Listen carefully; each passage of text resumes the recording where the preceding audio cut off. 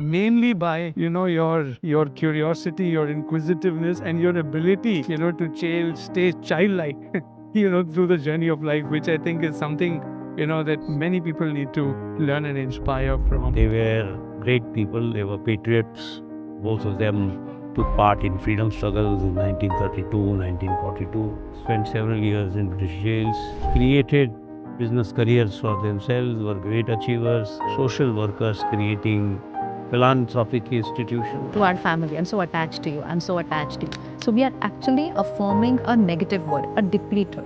So when two people are attached to each other, their mind and my mind is connected. So if one gets disturbed, I get disturbed. Don't think of yourself as Arjun, that you're so good and so able. Always remember that you are very lucky first to be born, to be healthy, to be able to interact with people, to have friends, to have family. Without creating something different in our sanskars. Otherwise, the world is just a reflection of who we are within. Because sanskar se sansar banta hai. So first, let's create the sanskar. The sansar is automatically going to happen from that sanskar. A very warm welcome to another edition of our ThinkRight podcast. And I must say today we are truly privileged, inspired, and lucky, I would say, to have with us someone who has not only built the automobile industry in India as chairman of Force Motors and won several accolades in business and industry over his decade-long leadership that he has provided to Indian industry, but someone who has done way beyond business by creating what today is Pune is very, very strong, and I would imagine tomorrow become a tourist attraction to the world very, very differently. The Abhay Firodia Museum and Knowledge Center. Very warm welcome, Abhay Firodia ji. And I have had the opportunity of knowing you as a young kid, and truly must mention that have been inspired in so many instances, mainly by your curiosity, your inquisitiveness, and your ability to stay childlike through the journey of life, which I think is something that many people need to learn and inspire from. And of course, we are very, very blessed to be joined by our ever radiant sister VK Shivani, who is someone who has provided so much direction to shaping the thought process of not only this generation, but I'm sure will impact future generations to come. Thank you so much. Let me begin, with a little understanding on your journey, because you had such a uh, wonderful history in terms of what you have done, and I'm using the word history, symbolically, because today, when you're in the moment, you're a very different person from what you have been. But I'm sure there was a connection, your life and industry leading you to do what you have done today. Take us a little bit through that journey, and then we'll go a little into the conversation with what you have built. Now, I have been, first of all, Rajan, delighted to be here talking with you and Shivani ji. It's a wonderful opportunity for me to interact with you and through your podcast with a larger group of people. Let me say that my life has been greatly influenced by the achievements in life of my grandfather and my father. They were great people, they were patriots. Both of them took part in freedom struggles in 1932, 1942, spent several years in British jails, created business careers for themselves, were great achievers, social workers creating philanthropic institutions. So I sort of inherited a particular attitude in life. The business that my father started, I inherited that business, and now I passed it on to my son. It was based on completely patriotic feelings. He went into industry because of a vow he made in jail in 1942 when he was saying India will be independent and we must industrialize, and a lot of people poke fun at him to say you're a lawyer and you're not risking your capital and you're asking us to go to industry. Says, I will give up my practice after I come out and I will go to industry. The great thing is that he was able to create an iconic paradigm. He was the inventor of the auto rickshaw, the three-wheeled small auto rickshaw, which is running in lakhs and lakhs in India. He invented it. And now in many parts of the world as well. It is all over the world. It is in its original form even functioning today. The passenger compartment is built like an elephant howdah. If you examine it carefully, that is what it is. So he invented that. When industrializing, the Bajaj family came forward and said, let's do it together. So it was done as a joint venture. I still am a very major shareholder in that company, though the company is now run by the Bajaj family since many decades. So he created that paradigm. And then he moved on in his life, as my grandfather had. And I learned from them that our tradition in India of the 4 ashrams is indeed something everybody must learn to live by. You have the Brahmacharya ashram, that's your youth, when you have to acquire knowledge. You have to build your body, you have to build your mind, you have to build your mannerisms, your attitudes, your values. Then you transition to the working life. Then you must be productive, create wealth, do something useful for society, for your country, for your family, for yourself.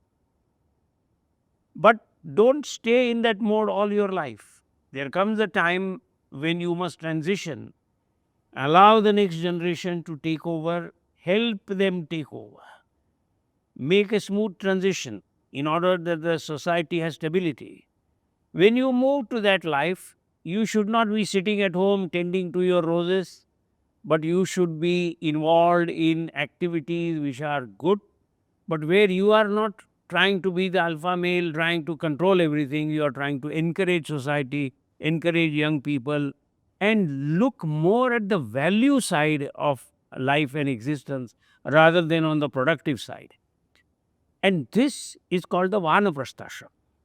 And eventually, if you are so inclined, you can walk towards sannyas.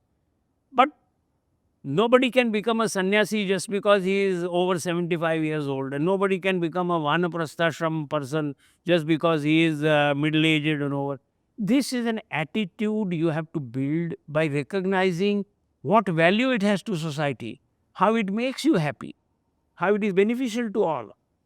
So, my journey through life from business to doing something useful through the institutions that my father and grandfather created has been very fulfilling for me.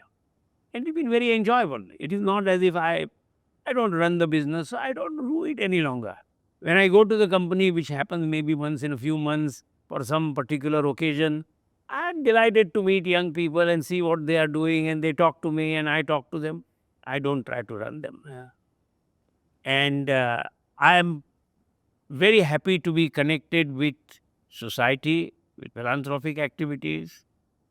And in this, I was encouraged to build this museum, but that's a longer story. Yeah. No, I think this generational, aspect of being able to look at your life in phases and really, be able to do that. I think a key essence of that is to also letting go. Because you can only, again, and we were talking about the inquisitiveness and the curiosity of looking at the next phase of your life deeper. The core essence is letting go.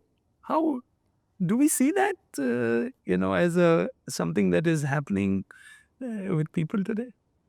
The being is doing the business. So the being and doing is different, right? So being, I am the being, and this is my role, the business.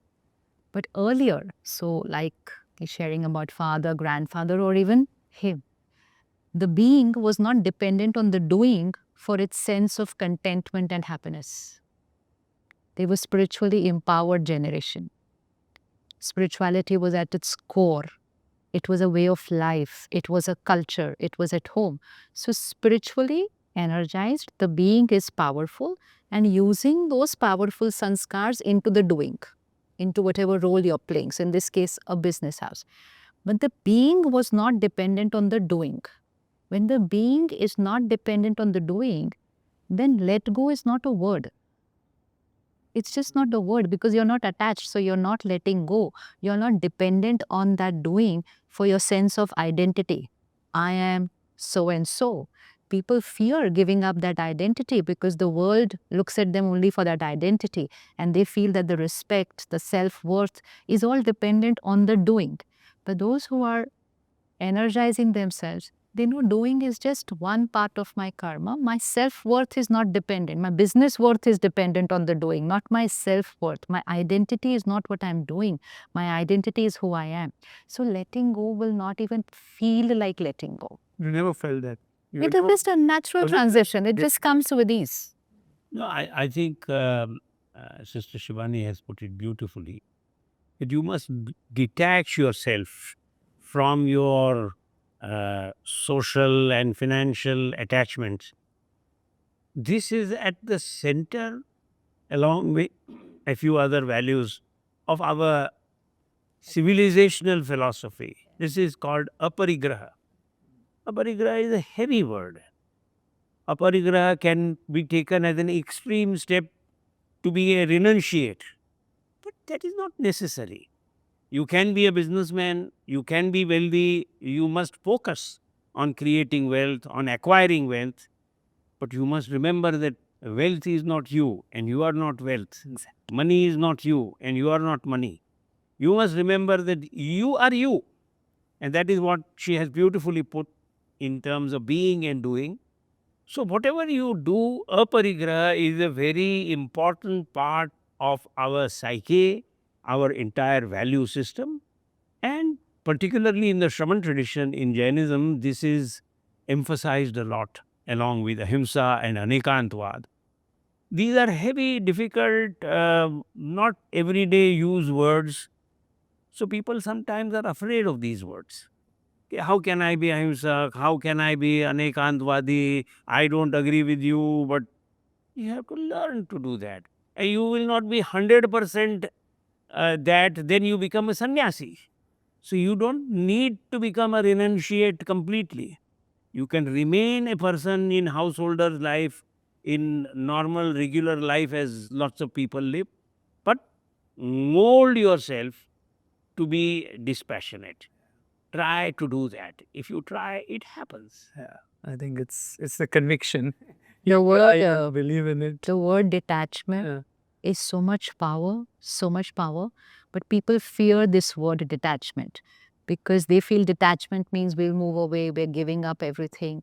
So, detachment, not just when you move away from the business, but running the business in a detached manner.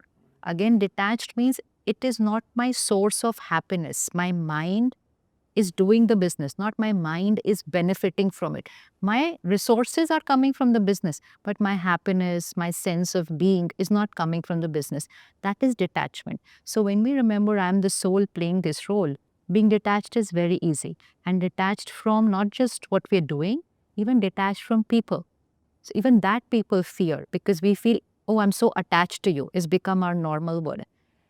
The 5 vices are Kam, Krodh, Lobh, Moh, Ahankar. So, Moh is in the 5 vices. So, attachment is a vice. Vice means anything that will deplete soul power is a vice.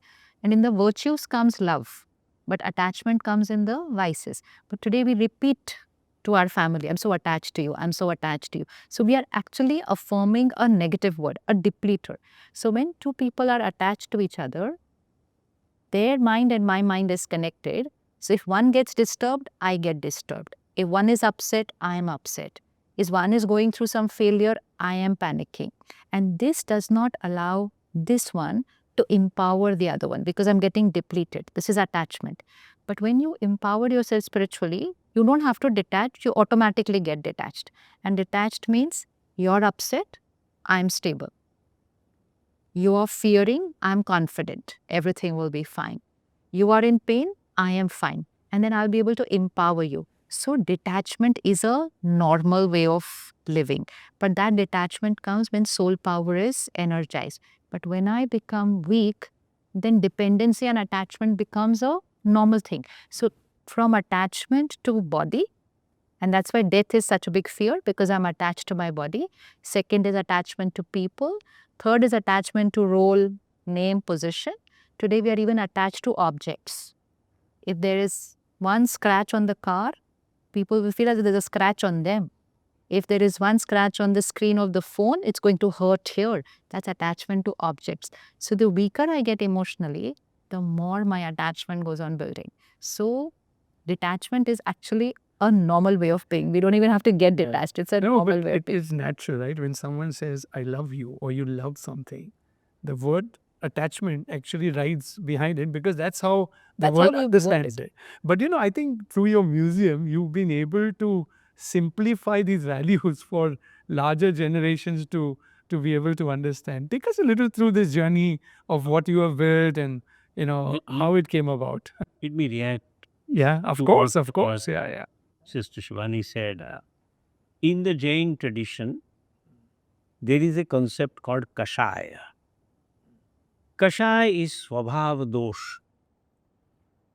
And everybody, every Tirthankar, every great teacher of Jainism and of Indian value system as a whole, always said that everybody must have Abhiman. Abhiman is respect for yourself. Abhiman can turn into Ahankar, which is arrogance. Ahankar and Abhiman are different because Abhiman is pure. Ahankar is tainted. That Swabhav dosh makes you Ahankari. So if you have Abhiman in yourself that what I'm doing is good, I'm a good person, I want to be a good person, I want to be a better person, that is fine. But to be Ahankari is the problem, and this has to be properly understood, and it's not difficult to understand. Now, talking about the museum, let me say that, I mean, I derived great inspiration from a meeting I had with the Dalai Lama many years ago, where in that meeting somebody asked the Dalai Lama, a young girl, Your Holiness, what is religion? It's a very simple question from an innocent young girl. Dalai Lama's answer really influenced me. It struck me in a very positive way. He said, religion is the process of enhancing faith in values. He was not saying faith in God, he was not saying faith in rituals, he was saying faith in values. And when I thought about it, I realized that the Shraman tradition is exactly that. It is not putting emphasis on rituals, not putting emphasis on Puranas. It is putting emphasis on values. And it is the values of life that people must understand. If the Indian civilization has survived for so many thousand years when contemporary civilizations like the Egyptian civilization, the Greek civilization have perished, there's not a trace of them left. India survives. Why? It is our value system. And therefore, the decision was when I was encouraged by Acharya Chandanaji Maharaj to try to create a museum. She had the idea that we will talk about history and so on. But when I reflected on this and I discussed with a lot of people, came to the conclusion that we should not lose focus on the values. So this is a museum which tries to explain how the values of India evolved. What are they? What are they based on? If you say just love everybody, that doesn't work. It's a value. Indian philosophy has building blocks like karma, like atma. And these words we use every day, but not everybody understands clearly, scientifically what these are. So the museum tries to explain using the latest technology, audio, visual, animatics, immersive reality, and stuff like that, what these concepts are. So that from the young, it's a 10, 12-year-old kid, to the learned old man or woman, everybody has a fresh look at it to try and understand, okay, logically I need to look at it like this. And that is the foundation that when you lay it, you are creating the possibility for people to look at our civilization, our way of life, our values of life in a positive manner and remain abhimani about it, but not become ahankari about it. Right. Ahankar is the problem, abhiman is your strength. If you don't have abhiman, you are a, what would you say, a carpet, you are a doormat. You must be abhimani. But that should not be ahankari. I am great is not the question. I'm good. I want to be good. I want to help you. I want to be a good member of society. That is what our religious tradition is about. No, and it's so interesting because ultimately, the human race today controls the planet, right? I mean, if you see evolution wise, and how the human race conducts itself is itself today being challenged, and we are seeing, we live in such a world of uncertainty where values actually are different, and people truly believe that some of their values are what universal values are. But if we were to look at, I mean, these are Indic values, there are Western values. What are universal values? What are those building blocks, few things that you think should define, the human race today, at least in today's situation? See, values, the Hindi word is sanskar, because sometimes we take values also as the word value in a very different way. The core sanskar of every soul. So, like Bicep said, sanskar, karam, atma, these are our core.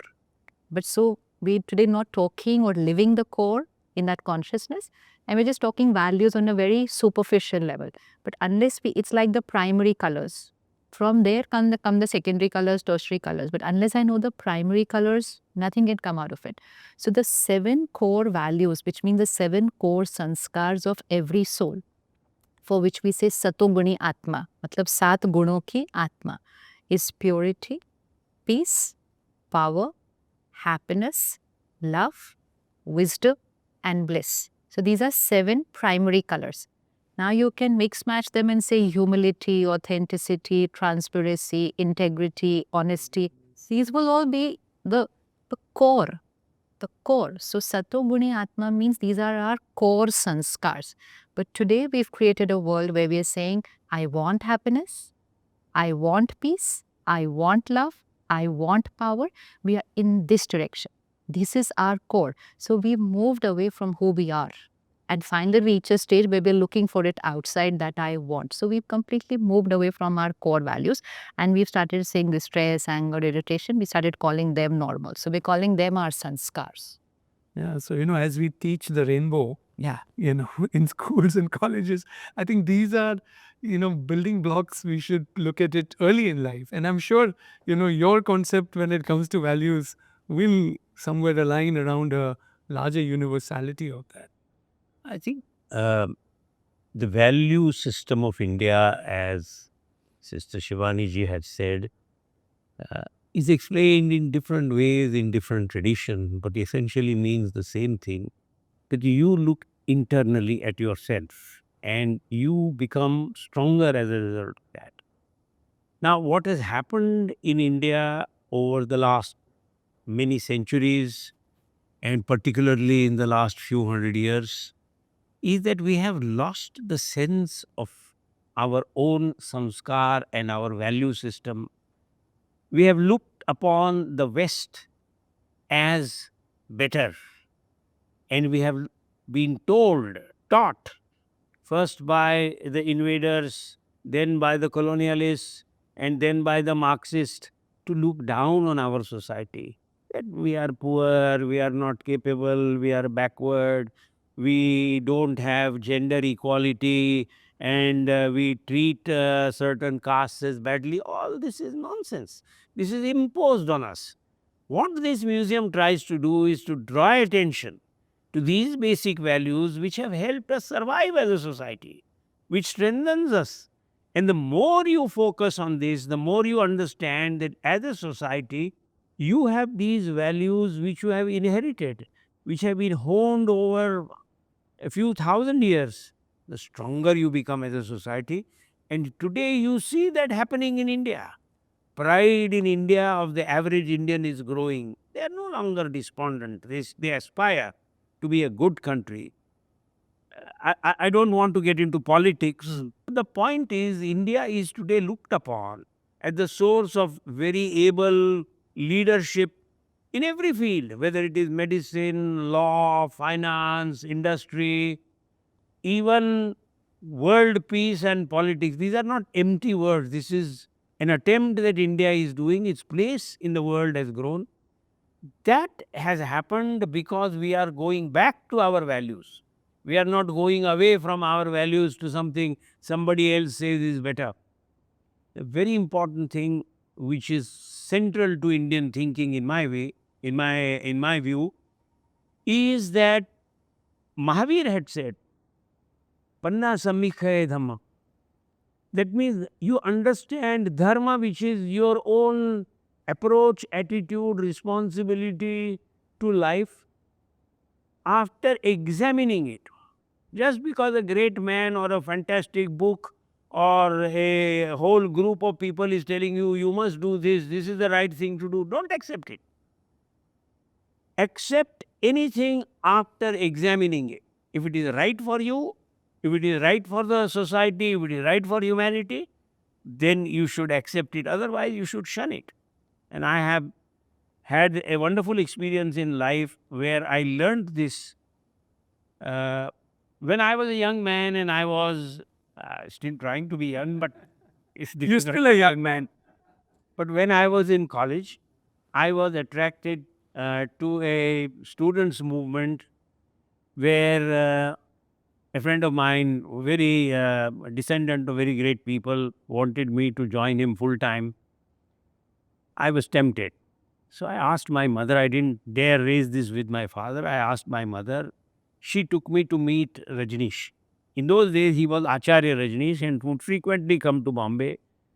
He was very friendly with my grandfather and my father, and the whole family knew him. He even stayed in our house. So Rajneesh told me, what is it that you are interested in? So I told him I want to do this, that, and the other. And he listened for a few minutes and they said, Abhay, tum bude ho gaya. I was very angry. He was a 22-year-old young man, all of 5 foot 10 inches, 65 kilos, and wanting to have a go at everything. How can you call me old? So he said, जो भी कोई व्यक्ति किसी ने भी कहा हुआ बिना एग्जामिन करे, बिना समझे, बिना परखे अगर एक्सेप्ट कर लेता है तो वो बूढ़ा हो गया. तो उस दृष्टि से तुम बूढ़े हो, शायद शरीर से नहीं हो. That stung me. I felt that what this man is saying is so logical. I went home, I gave myself a few days, I thought about it, and then told my friend, look, I want to lead my own life. I don't want to get into this. This is endemic to our tradition and society. You first must know what anybody says is meeting your own standards or right or wrong. Then you accept it. If you accept it, stand by it. If you reject it, stand away from it. But that stand you need to take based on your pradnya, inner knowledge, your instinct, which is again a function of your sanskar, of your family background, of how you have been brought up, what you believe is a good thing to do and what you believe is not useful. So that is the way I No, and was I- brought face to face with this. And it's so true because many times everybody is at a point struggling between their instinct, intuition, and what they think is practical or logical, right? I mean, it's a conflict. I think my gut is telling me this. Gut and mind are so connected, right? Because you know that, and your gut instinct is telling you, but logic, practicality is telling you something, and the courage fails because you don't have that conviction on your own instinct and intuition because probably you haven't invested enough to build it, right? I mean, I think that's what I think you're saying at an early age, you were able to build that, and that has probably held you in great state. But how do we get young people, and this is for both of you, to think of life in this perspective, right? I mean, it's hard, right? Because it's not easy to do. So any message that you think that can enable people to do it easier than what is it is today? Giving message to young people to improve themselves is done more effectively by Shivani. The young people are not going to take anybody's message. They will introspect, like what you rightly said. But the idea is that I think it is so important, right, that people get this. Yeah. So, but someone is doing something or someone is sharing something, that will also can lead to peer pressure. No, what a lot of children are going through today is peer pressure, and the ability to stand alone is not very easy for them because they are not a part of the group or whatever you call it. So when someone is doing something or they're sharing something or they're living a particular lifestyle, even a lifestyle, if we say this is running a business, but even a lifestyle, we just pick it up and today we are in an era of content. So it's not even Sangh ka Rang, which is just a person who I know. I can just pick up something from a video and I can start doing it. It should not be the truth for you till first you are 100% certain that this will energize you. Spiritually, if it's something for physical health, matlab you first take it as a belief, you first work on it in your intuition. You see, is it just because somebody is saying it, that's why I'm doing it? Or do I really want to create this transformation in myself? Then you experiment with it. What a lot of people also do is they will just pick up something from someone and they will start even talking to other people about it before they have even experimented with it or, like forward it to everybody else. So, first take it not as a truth, take it as a belief. First, work on it just here to see how it's feeling. Then, if you have that courage, then you experiment with it. After you get the result, then it's your truth. Till then, it's only somebody else's truth. And we should not make somebody else's truth our truth till we have experimented with it. So, till then, we'll call it a belief system. It's a belief. But after I've worked on it and I've got my results, which are empowering here first and of course beneficial outside, only then it will become my truth. Till then, it can be the truth for the world, but still a belief only for me. So, the journey from belief to truth needs to be taken by the self. And of course, definitely the ability to be able to stand for what is right and not just get influenced by what somebody else is saying is very much needed today. Yeah, and I think that's the challenge that young minds are going through because today, there is so much that is influencing. Like maybe in your years it was much less, our years, much less. But today there is like so many things hitting the minds of people that firstly decluttering or uncluttering is step one before you can even come to a conclusion. How do you see that having changed and therefore the importance to deepen your understanding of your, whether it is your values, your culture and heritage? I think isn't it becoming more important today than it was ever before, or how do you see it? I think it needs clarity. Hmm. We think of dharma as a religion, which is stupidity. Religion is religion, dharma is dharma. The Western concept of religion is that the religion is in a book. What the book tells you, you do. What the book tells you is right. In our tradition, dharma is looking at yourself. What am I supposed to be doing? Am I doing the right thing? There are guidances for that, which are guidances, not diktats. You have to understand that you have to judge for yourself. So, young people need to move away from the Western way of looking at what am I supposed to be doing in life to our way of looking. There is enough guidance available in our tradition for that. And in this museum, we have tried to provide this in two parts. One is how can you be a good human being, a good social being, a good citizen, a good son, brother, father? What should you be doing? And it is not something which is deep philosophy which will weigh you down or bore you. As a human being living in the modern world, you should look at what was said in the very beginning of our civilizational journey. And I take you to what Rishabdev said, which is Asi, Masi, Kasi, Vanijya, Vidya, Kala. These are telling you to be an educated, a safe and secure, strong, a wealth creating person, and it is telling you to be a skilled person, it is telling you to be a artistic person, a mathematically, scientifically oriented person. This is not 21st century wisdom. This is 4000 BC. The second part is the part about, if I have achieved all this, how do I look at myself? So you have to be ahimsak. You have to be aparigrahi. Ahimsak means do no harm. Aparigrahi means create wealth but don't get attached to it. And anekantvadi. Anekantvadi means respect everybody for his views. You don't have to accept what he says. Let him not overpower you, but respect him. And tell him, I don't agree with you in the politest way possible, so as not to insult him. That is anekantva. Then the last thing is kshama. Don't carry grudges. Forgive and forget. Build anew. Do something nice. Now, this, if you tell, as I am telling you in a cold manner, because youth is not so interested in being lectured to, is difficult for them to swallow. But when it is illustrated, as has been in the museum, then it is easier to understand this. And we have tried to simplify this by saying, look at 3 E's in life. First is education. You know, the very wonderful President of India, Dr. Abdul Kalam, always used to say, E is equal to F.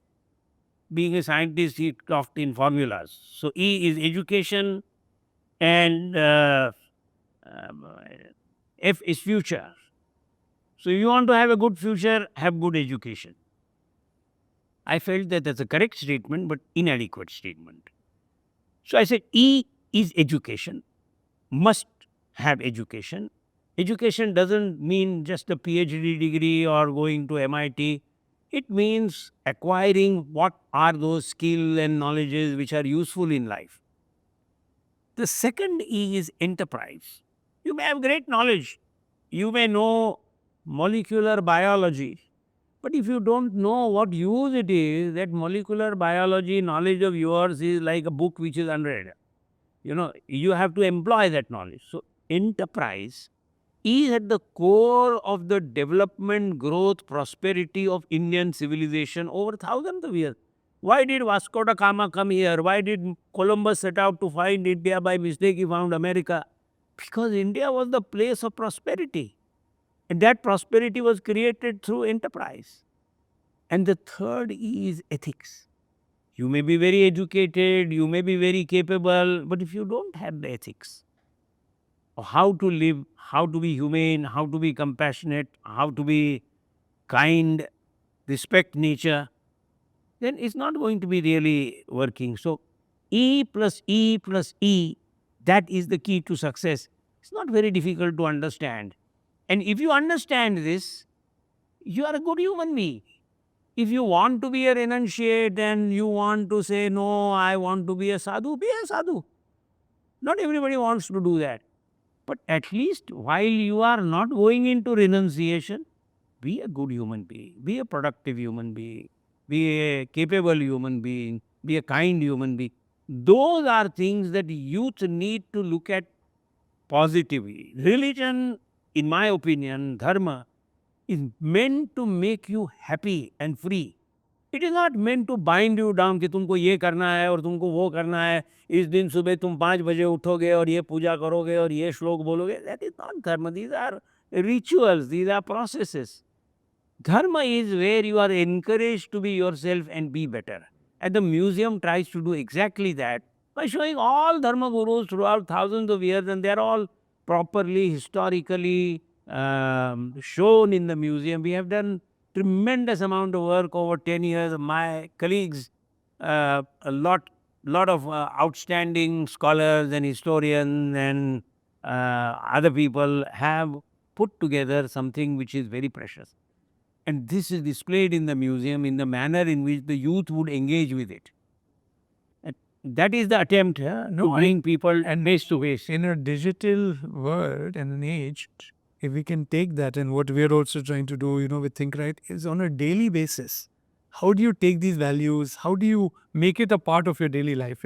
I think the journey, what you said from education to the future is enterprise, giving shape to that idea and doing it ethically. And it's interesting for young people because this generational shift in Gen AI, compared to internet, is dealing exactly with that same issue. You have a technology, right? But its use cases will be everywhere. AI is going to help in agriculture, in helping you become more productive to everything. But the core answer that the world has to get is ethic, right? Can a machine tell a man what to do? And the man has no choice, to do it, because these are going to be the ethical questions, I think, that are going to come. So I think when a young person hears something like this, they can apply it to every aspect of their life in a great way to, think about the future. Anyway, I think the future is only the next minute from here.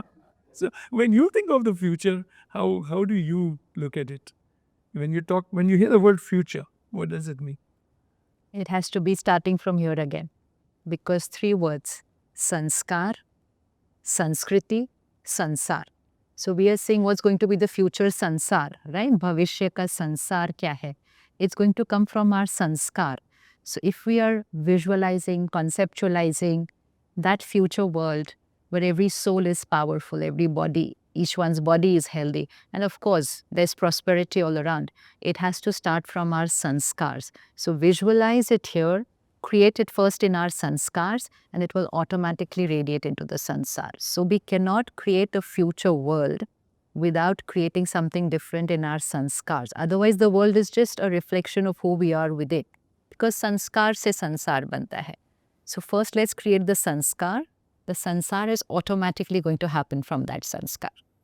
And I think the future is being created, as we speak, and it has been happening. And I think the concept of museum knowledge, what we talked of, all of this, tying together to really be able to help shape minds is probably a big, beginning starting point, right? But when we go deeper, right, and we really want to see things like peace in the world, you want to see what we mentioned, India being able to influence the world differently from what it is today, right? Because of the values that we have or that have been generated. Again, I go back to this question is what role can young people play, right? How do we create, like what you said, a more productive, a far better society where people are able to live the best versions of themselves? What are some of the ideas, suggestions that can go to any stakeholder, right? Whether it's people in business and industry, whether it's someone in government, whether it is someone in civil society. What do we need more of in India? If you were to think of that question, I think we could, make a little difference here. If I could give you a perfect answer, then you would have to build a mandir for me. So I don't want to do that. But let me try and examine this question. I feel that it is all there in our tradition if you look at it. Never look at our traditional advice as a religion and it is something you must do and you are a slave of it. Look at it as encouragement given to you. For instance, parasparopagraho jivanam is something Mahavir said long back. It means that we have to work together while protecting the earth, while creating prosperity, while creating satisfaction. Satisfaction is not just having more than what you need. Satisfaction is being happy with what you have. So these aspects, if the youth can be led to see, most of them will understand. It is wrong to think that you have to drill something into them and you. You have to encourage them to encounter this, and if they understand, let us say out of 100 people who see it, 50 understand and 50 don't understand, but those that don't understand will not turn out to be criminals, and the 50 that understand will turn out to be forces for good. How good they are will depend on so many other factors. But this is something you have to expose youth to. The museum tries to do that. It tries to introduce people to values, and particularly the youth, with the eye on the future, that our traditional wisdom is there for you to see. It is not complicated. It is not just shlokas and mantras and chanting. It is in simple words before you. Look at it. Benefit. Get more people to come to the museum and experience it. Get more people to come and see what it can and how it can change That's your how perspective. every family needs to go back to this. That's how every school needs to start talking about it. Every teacher needs to start sharing it. Because probably today they're more connected to the outer world and nobody is working on the inner world. But if it happens from all aspects around them in a very natural manner, not a preaching or not an imposing, but in a very natural manner, because this is the way to be. Because otherwise, we're looking at their minds in a very different manner right now. Right now, they are the ones who are saying lack of focus, lack of concentration, feeling anxious, feeling depressed, depression increasing in big numbers. That cannot be the future of Bharat.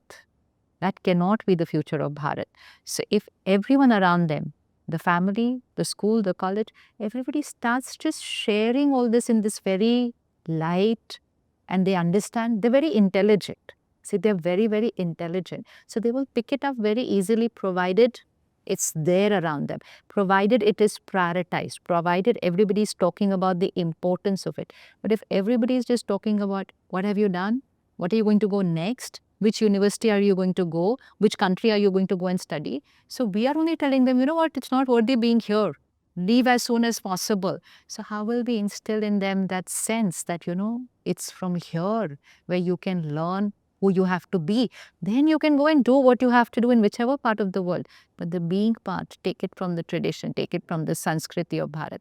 No, absolutely. And if at all you have gone out and done that, this is the right time to come back and make that. No, wherever you are, just that- take it up. Like, absolutely. that's all. It doesn't matter which part of the world you are, but you should feel nice about where you belong. Feeling that, no, I'm in a better place and that place is not that feeling is not good for the soul. That's all. It doesn't matter which part of the world you are in. No issues with that. But how do you feel about Bharat? How do you feel about this Sanskriti of this country? If you don't feel it's right, how is the rest of the world going to take it from you? So it's for every Bharatvasi to first experiment with it. They will see the power of it. And when we see the power and use the power, that's when the world is going to pick up the vibration of it. No, absolutely. I think such a wonderful conversation. And, we move into one segment, which we're trying to do in our podcast. It's like how the rapid fires you hear, but we call it mindful minute. Mindful minute. Minute, yeah. So, short answers to some things that could be, will give a better understanding about you, to the world, right? Like when you talk of your inner self and you talk of connection, right? What enables you to connect instantly? Silence, music, or something else? I think you can only connect if you have the attitude to connect. And that attitude can come from many, many instincts like music or silence. Personally, I have always enjoyed reading a lot, and you sort of internalize what you have read. So it's focus in a way. And that helps you to think better. Do you have a life mantra? Well, I won't say I have a mantra, but I have some guidance factors which I have learned from my father and my grandfather's life, and from so many other people that I have seen who are successful. And that is that don't think of yourself as Arjun, that you're so good and so able. Always remember that you are very lucky first to be born, to be healthy, to be able to interact with people, to have friends, to have family. If you are lucky, you are grateful, and be happy and do what you can in that cocoon of happiness, which must involve you. That's my mantra, if you like. Amazing. You talked of passing things on because you talk of your grandfather, you talk of your son. I also come from a business family, and we always look at each generation as this trusteeship, that you pass on or whatever.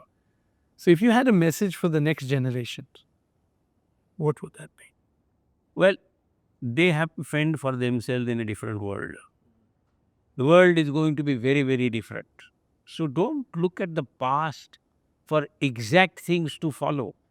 Look at the lessons of life in it, that you have to adapt to the world, that you must be in sync with the technology as it is emerging. If you are in business, you must learn what business strategy is formed with, how to preserve your wealth, how to value your traditions.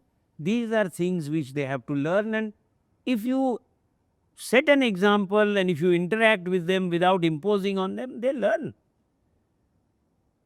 I think my son, my daughters are doing far better than I did when I was a young man. I am delighted with it, and they will succeed. So I see a lot of children of my friends. The younger generation is smarter. I mean, I remember an anecdote that my father used to tell when he was in jail in 1942. There were a lot of great people in jail at that time together, and they had great conversations. So somebody said that every young man stands on the shoulder of his father, he is able to see further. This is wrong. This is not the way to look at it. The way to look at it is the youth has greater opportunities. They have learned from what we inherited. Correct. So it always enhances. And you have to encourage them. Nobody is perfect. Conversations like these, I think, are so important. And, I think it's a need for us to discuss this, understand, because different perspectives, are aligning to create a better world for not only ourselves, but for the next generation. Thank you, both of you, so much for sparing your time and for such an enlightening and enriching conversation. Thank you, Rajan, for this opportunity to meet Shivani ji and yourself and had this chat, which I enjoyed thoroughly. I'm grateful to you. Thank you. You too can start or enhance your mindfulness journey using the ThinkRight app on iOS and Android store. It's got a huge number of daily affirmations, daily journeys, daily meditations that will enable us to hold your hand as you move in this transformative journey of life.